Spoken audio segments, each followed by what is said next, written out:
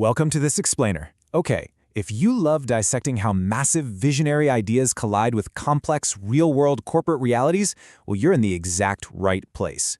Today, we're diving into an absolutely epic corporate and economic narrative centered right in the heart of India's booming economy. We're looking at a grand vision for artificial intelligence, the massive architecture being built to support it, and a sudden leadership vacuum that threatens to throw the whole shebang off balance.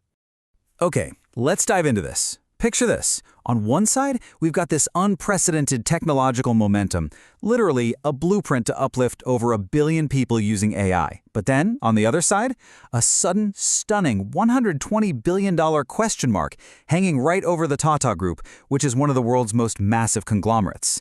So what happens when the visionary architect behind this blueprint suddenly prepares to step down amidst a boardroom deadlock? Well, to understand the sheer stakes of this corporate drama, we first need to understand the colossal, systemic problem that this vision was trying to solve in the first place. All right, Section 1, India's Twin Challenges, Jobs and Access. So, the whole foundation of our story begins with the macroeconomic reality that India is facing right now. When we think about AI and automation globally, we usually look at places like the US, Japan, or China, right? Well, those economies have aging populations. They're actively developing tech to substitute for labor simply because they don't have enough young workers. But India's reality? It's the exact opposite. India is sitting on this massive demographic dividend, with its working population set to expand by a staggering 90 million people in this decade alone. So India can't just cut and paste the Chinese or Western model of automation. Honestly, doing that would be a total disaster. India needs technology to generate jobs and augment human labor, not replace it. And beyond just jobs, there's this massive challenge of access to basic services. And this story brilliantly illustrates the reality on the ground. It's the story of Nikhil Burman. Now, Nikhil isn't a doctor. He's actually a driver. Yet every single night beside National Highway 37 in Assam, huge crowds from remote villages gather around him. Why? Well, because there's such a severe lack of primary healthcare centers, we're talking roughly 1 for every 75,000 people instead of the required 25,000, that Nikhil basically acts as a makeshift medical triage. He assesses symptoms, suggests hospitals, and even arranges transport for the poorest of the poor. It really just humanizes the sheer scarcity of physical and human capital in rural India. Now, when we talk about the labor force, we really have to talk about this frankly embarrassing number. 23%. That is India's current female workforce participation rate. To put that into perspective, it's drastically lower than the 61% in China or 56% in the US. And why is that? Mostly because a whopping 87% of unpaid care work in India is done by women, which creates this massive uncompensated shadow economy. Throw in some very legitimate safety concerns regarding commutes, plus lingering societal conservatism, and you literally have half the population effectively shut out of the formal economy. But here's the thing. Bringing women into the workforce isn't just some vital social goal. It's a profound economic catalyst. As highlighted by The Economist and referenced in our sources, just a 10% increase in India's female labor participation would surely be the easiest $500 billion boost available to the global economy. I mean, wow, $500 billion. That is the true scale of the untapped potential we're talking about here. Okay, moving on to Section 2, the Bridgetal Solution, Bridging the Gap. So, how in the world do you solve a problem this massive? How do you create millions of jobs while simultaneously expanding access to things like healthcare, education, and finance? Well, enter a concept called Bridgetal. It's this deliberate strategy of using technology, specifically AI and cloud computing, not to replace humans, but to genuinely enhance and support them. It's all about creating this new middle ground in the economy to efficiently allocate India's super scarce resources and prioritize access right where it's desperately needed. So the crucial point here is how this actually works in practice. It's a 3-step methodology. Step 1, you redefine how a service is delivered so that access is the absolute priority.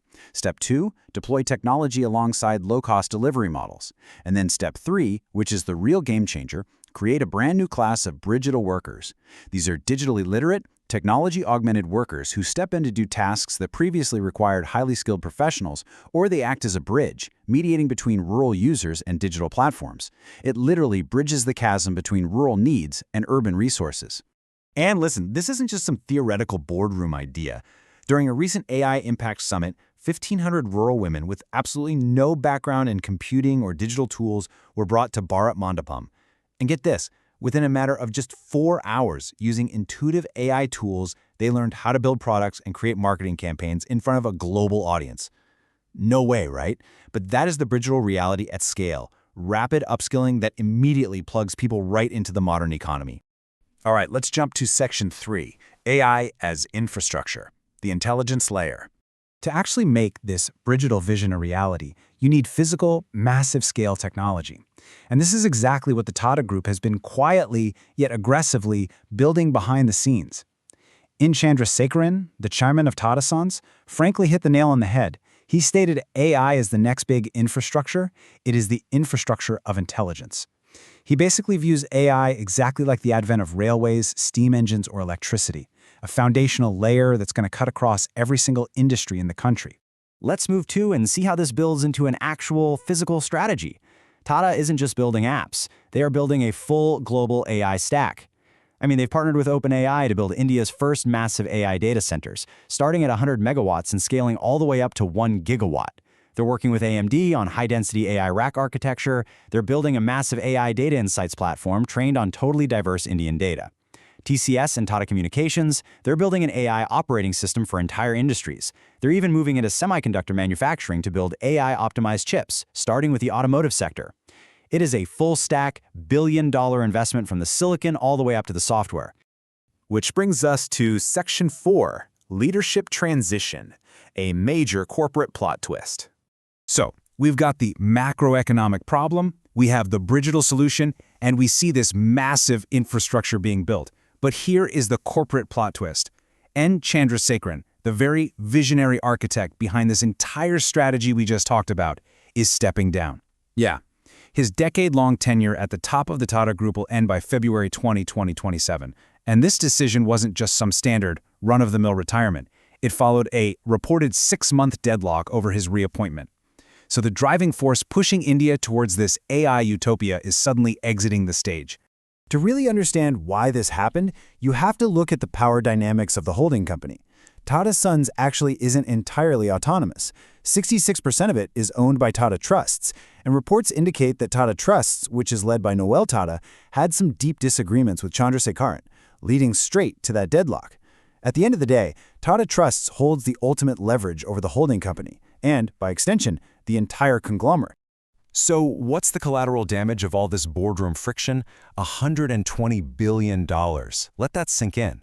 That is the staggering amount of capital expenditure and spending ambitions that are now just caught in corporate limbo. With the leadership suddenly looking so uncertain, these massive investments in aviation, electronics, semiconductors, and digital ventures are all suddenly under a microscope. And that leads us to Section 5, the future of Tata Sons. What happens next? Now, what's really interesting about this is that there are 2 potential paths for the company's future governance. Since 2017, Chandrasekaran N operated under an executive chairman model. That means centralized control over strategy and capital, making it super easy to execute a unified vision like the AI stack. However, reports suggest Noel Tata favors a distributed leadership model. This would actually split the power between a non-executive chairman and a CEO or managing director, basically reducing the concentration of authority and giving the board way more oversight. Of course, this governance debate didn't just happen in a vacuum. It was sparked by some very real, concrete strategic disagreements. The friction points included debates over board representation, how to handle the ongoing losses at Air India, strategies for minority shareholder exits, and some pretty heavy regulatory pressure regarding a potential public listing of Tata Sons. So you see, this succession debate is effectively a battle over the future strategy and governance of the entire Tata empire. Which brings us to the ultimate question you should take away from this explainer today. Will Tata's next leadership structure actually be able to sustain this $120 billion digital momentum, seamlessly executing the AI infrastructure India so desperately needs? Or will these internal power struggles and structural changes derail the entire blueprint for an AI-powered India? The stakes here aren't just about corporate profits, folks. They are literally about the economic future of 1 billion people. It's a massive story, and for sure we'll be watching closely as this transition unfolds.